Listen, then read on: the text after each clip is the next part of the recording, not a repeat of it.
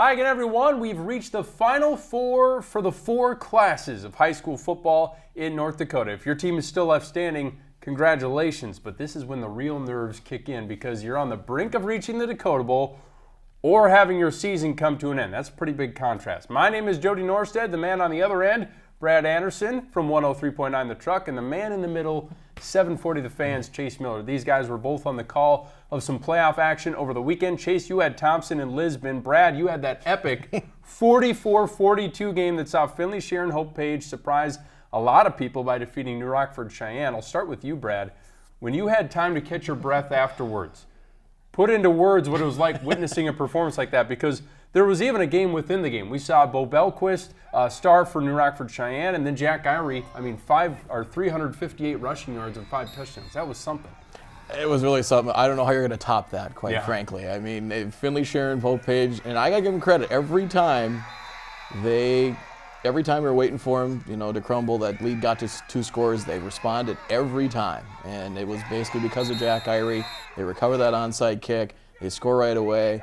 And then the thing that I'm still completely baffled by, third and short and 25, they got 2 cracks at it to get a first down and get 6 inches, and the Spartans stopped them both. That was the play of the game. Unreal. And you bring up that they were behind by 2 scores, and what did we say last week? Yes. Finley Sharon Hope Page isn't a team that's built to come back from a deficit, but they proved us wrong. Maybe they had that video play before their game. I had one player say, "Hey, thanks for not picking us last week." So love it. So Chase, I goes, "Hey, I wasn't the only one." Okay.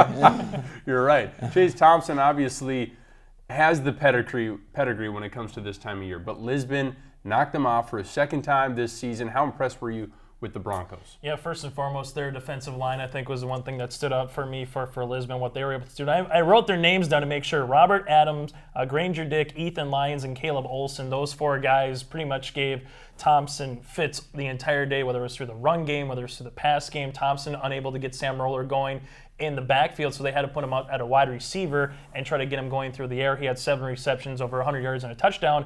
The problem was, as good as a defensive line, that offensive line was just as good. Jordan Sowers, Hunter Schultz, they had over 350 yards combined rushing, 7 touchdowns. Sowers has a school record for points, rushing yards in a season, and he's only a junior. Same thing with Schultz. I think the biggest thing that I took away, Jody, was the front 4 of Lisbon might be the best front 4 that Langdon might be seeing here later this weekend. That's going to be interesting. We'll talk about that in a little bit, but we'll start with the Class 3A bracket. Century took care of business against South, 23-7 to advance. Surprise, surprise, Patriots have been unbeatable this year, and it'll be a rematch with Mandan after the Braves were able to go to Davies and get redemption from an early season loss to the Eagles. Junior lineman Jackson Dutenhever with a couple of rushing scores in that one. On the other side of the bracket, it'll be not only an all-EDC matchup, but an all-West Fargo matchup. For the first time, the Mustangs and Packers will meet in the playoffs, and the winner earns a trip to Dakota Bowl 27. Brad, what Class 3A player will have the biggest impact in this semifinal round? I think it has to be Dustin Mertz from West Fargo, as well as he played last week, and we were wondering what 10 interceptions he had in the regular season, and throws for 300 and 3 touchdowns, and he got everybody involved. He got Gully and Bierencott and Hagerly all involved, especially early in that game, and it's probably going to have to be the same recipe to have a chance against Cheyenne. Chase, how about you? I'm going to go Carlson, the Mandan quarterback. He's got a big wide receiver in Elijah Klein, but the first time that they played against Bismarck Century, threw an interception, went 8 of 15 for 150 yards. You're not going to outduel Cade Feeney and Bismarck Century. They got too many playmakers with Garcia and the guys on the outside, but you got to manage the football game if you're Carlson for the Mandan Braves. Can he go 12 of 16 for 150 yards, 2 touchdowns, no interceptions, and can they get the running game going well enough for Mandan? So I'm going to go Carlson. I agree with Brad. Mertz, without question, in the West Fargo game. But if you're looking at that Century matchup, funny we're doing quarterbacks in November, but Carlson's got to be the guy from the Mandan Braves. They want to take that step and knock off Bismarck Century and try to find a way into the Fargo Dome next Friday. Yeah, and I think if we're talking about the best player in Class 3A, it's no doubt it's Cade Feeney, right? But he's maybe not the player that could have the biggest impact one way or the other. So I agree. Mertz is probably right up there. Elijah Klein, I think, from Mandan, if they can somehow get him loose against, because I don't know if, Century has good defensive backs, but if you get him hot, you never know what could happen. Jackson Dutenhefer, another name that we should mention, but I'm going to go with Zach Rogers of West Fargo Cheyenne. He's kind of the heart and soul of that team a little bit, the emotional leader. I feel like if he can help them get that run game going as the fullback, and then defensively from his linebacker position, he just kind of has the pulse for that team. And if he gets them going, they're going to need to be fired up in a game that, they haven't won to get to the Dakota Bowl yet. This would be the first time in school history, so I think they need a tone setter, and I think Rogers is that guy. As we shift over to Class 2A, we have two matchups that are really good. Beulah against Valley City. Both the Miners and Highliners had hard-fought quarterfinal games. And then it's a couple of perennial powers in the other semifinal, with Bismarck St. Mary's traveling to Hillsboro-Central Valley. The first playoff meeting for those two since the Saints ended the Burroughs season in 2017. A loss that Scott Olson has told me on more than one occasion, guys, motivated them to get more physical and ultimately led to HCV only losing one game during their 2-year stint in Class A. I want to do Monday morning headlines to spice up the bracket, guys. So Chase, give me your Monday morning headline for the Beulah versus Valley City game. I call it the minor package, that Jim Dooley offense, and the question is, can that minor package keep going? The first time Beulah played against Valley City, they rushed for over 250 yards, a couple touchdowns. They had a 19-play, 99-yard drive in the season opener at Hannah Field.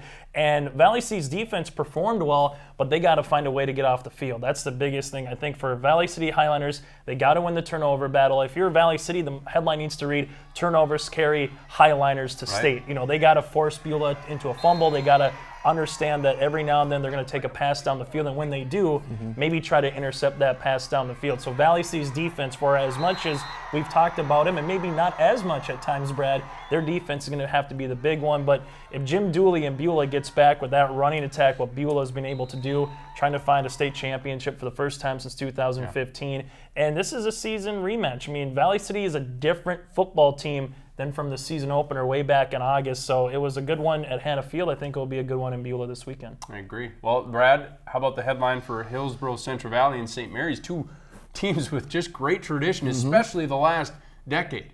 I would say just for the Burroughs going up a class, same result maybe. That's probably what they're shooting for.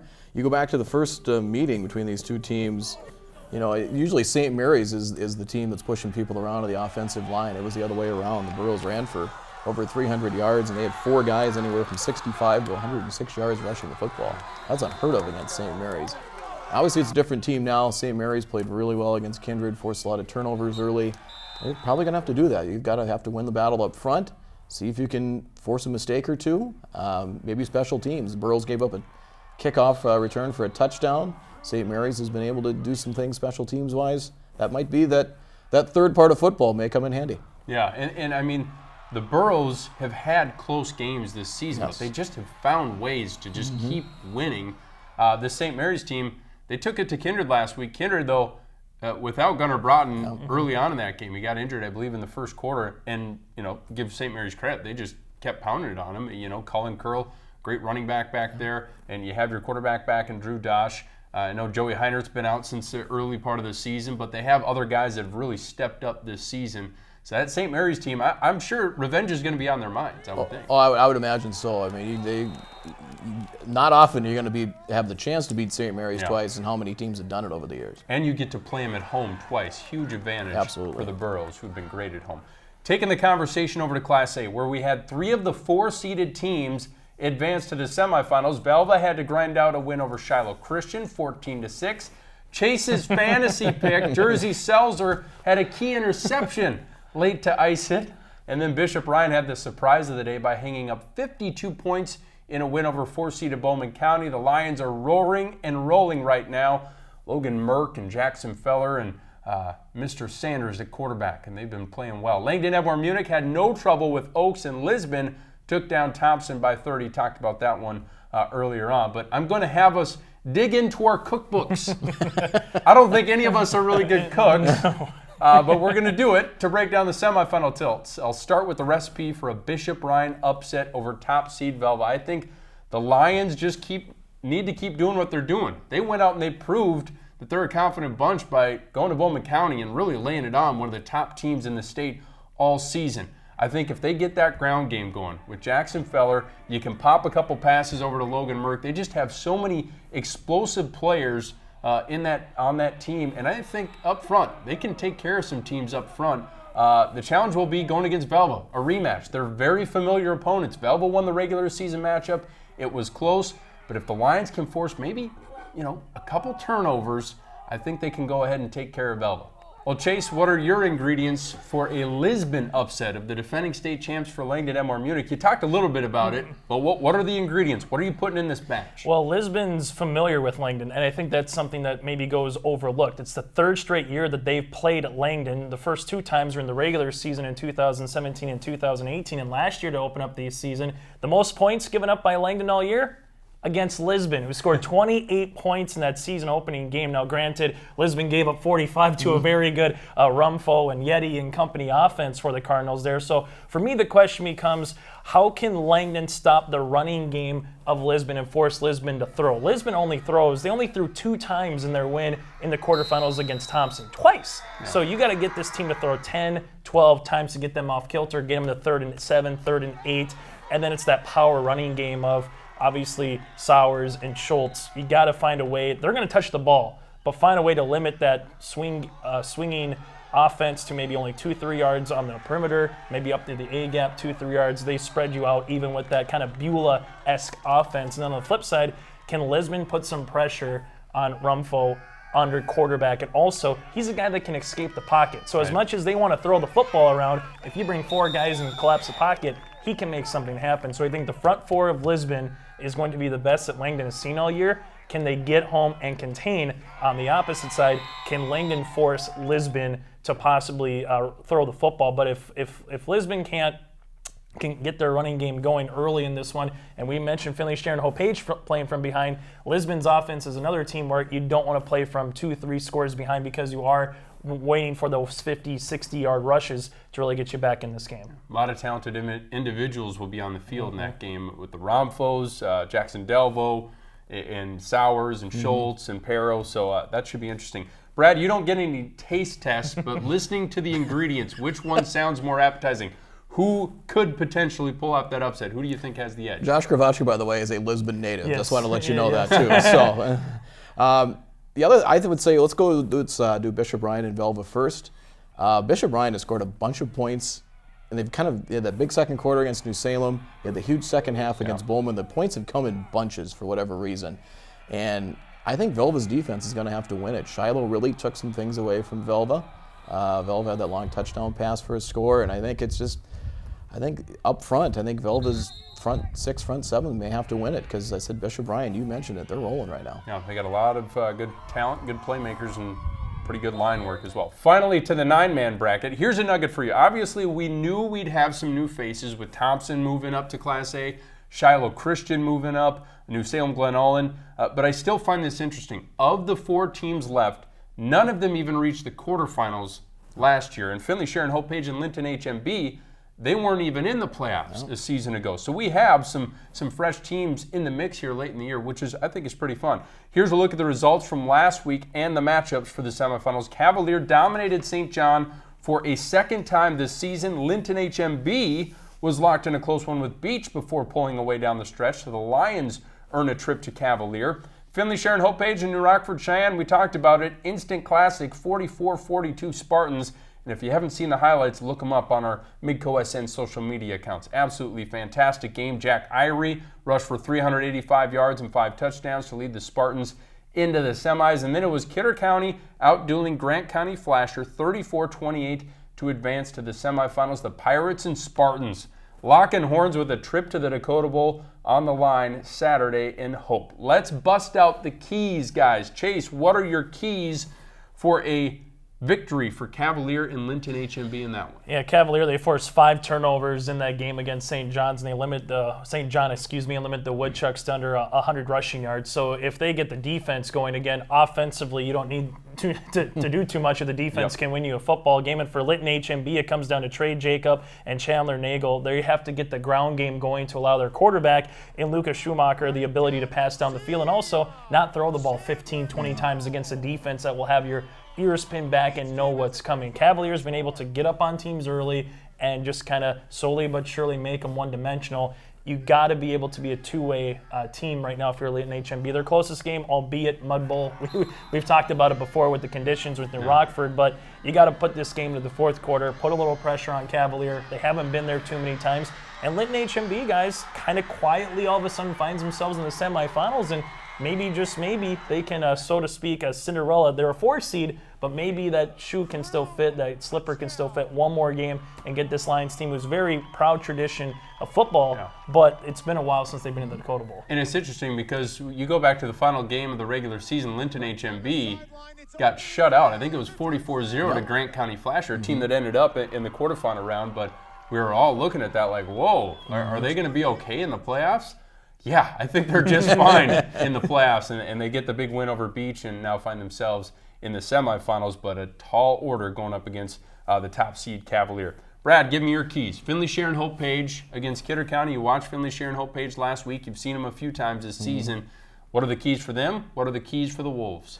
I would say for the Spartans, it starts up front with Irie and what they can do on first down, first and second down. If you've got to limit Irie early and see if they can throw the ball. I mean, Owen Zerfus has certainly done that from time to time. On the line, Carter Rings got banged up a little bit late in that game, so hopefully he comes back. Otherwise, if he can't go or if he's not at 100%, that's a big loss there. And I think for Kidder County as well, as all 4 of these teams in 9-man pretty much do the same thing. It's a lot of smash mouth football.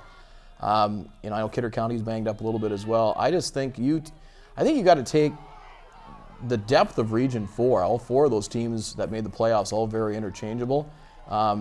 I think you've got to use that to your advantage. I think it's a very confident bunch right now that they're playing. So I think, they've got to establish that run game and see if you can out-Spartan the Spartans in that regard. Yeah, and you wonder what the fatigue factor is going to be like for Finley Sharon Hope Page. That was an exhausting game, I would imagine, playing against New Rockford Cheyenne. Not like Kidder County had an easy test, by the way, either. It was just a 1-touchdown game, I believe, against Grant County Flasher. But this is, as you mentioned, a Kidder County team that's a little bit banged up. They lost Ty Biesterfeld, who was injured last year, got injured again this year. He's a bigger guy. Tommy Thompson is another one of those bigger guys. You're going to need big guys to bring down Jack Irie, and I think New Rockford Cheyenne found that out firsthand last week. You got to enter in there, and you got to be really physical. Kidder County the same way, though, and they have a lot of weapons that run the ball really well. They have like 2 or 3 guys averaging 10 yards per carry. So this is a Wolves team that can run the ball pretty darn well, too. So it's going to be, like you said, smash mouth football at its finest on Saturday. I thought New Rockford did a really good job handling the front line of Finley Sharon Hope Page last week. Platt didn't get to the quarterback much until late in the game. He made the big stop on Billquist, and I think that's going to, if you take Platt away, you limit Irie as a linebacker, you can do some things against the Spartan defense, but it's a very tough task to do that. All right, well, that puts a wrap on it. You can catch our picks, our predictions up on the MidcoSN.com blog site, and you can harass us if you want to. Chase and I are in the lead, tied right now. Brad is a couple games behind, but you really know how to hurt a guy, don't you? You're going to pull out some upsets here in the semifinals and championship. Well, for Brad Anderson and Chase Miller, I'm Jody Norstedt. Thank you for watching, and we'll see you at the games.